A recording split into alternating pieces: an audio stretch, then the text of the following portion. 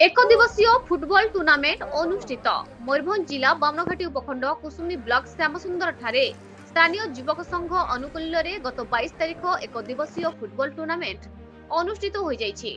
एथिरे बामनघाटी उपखंडर विभिन्न ब्लॉक रु 8टी प्रमुख दल अंशग्रहण करथिले। फाइनाल मैच जाहिरंगी सह असनबाणी होइथिला। जाहिरंगी चैंपियन होइथिबा बेले असनबाणी रनर्स अफ होइथिला। चैंपियन दल जाहिरंगी नगद 10,000 टंका पुरस्कार हासिल करथिबा बेले रनर्स अफ असनबाणी 7,000 टंका पुरस्कार हासिल करथिला। गत 21 तारिख 25तम वार्षिक क्रीड़ा और नृत्य प्रतियोगिता आयोजित होइथिला।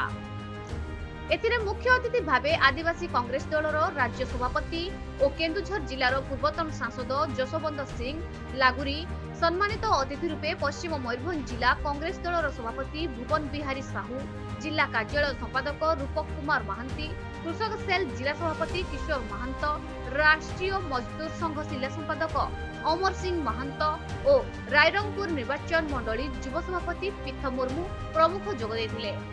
एथिरे कमिटीर सभापति सिंगेश्वर बिरुआ, उपसभापति दीपक सामड़, संपादक हिंदू नायक, सह संपादक विजय कुमार बिरुआ, कोषाध्यक्ष कृष्णा कुडाडा तथा कार्यकारी सदस्यगण परिचालन सहयोग करथिले।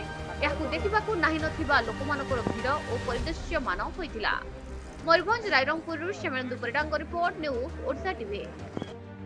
जो श्यामसुंदर खेल है यहाँ आमर ननाधार खेल है 8 गोटी फुटबॉल टीम अंशग्रहण करते 8 गोटी मध्य 2 गोटी उत्तीर्ण होती चैंपियंस एवं रनर्स।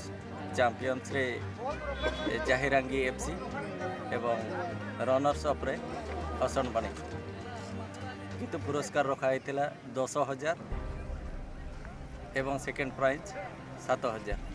ठीक है अंधार जरे आम टीम ना है जाहिरंगी एफसी। आम ये आसिक बहुत खुशी लगुच। आम ये फास्ट टाइम आसूचे आम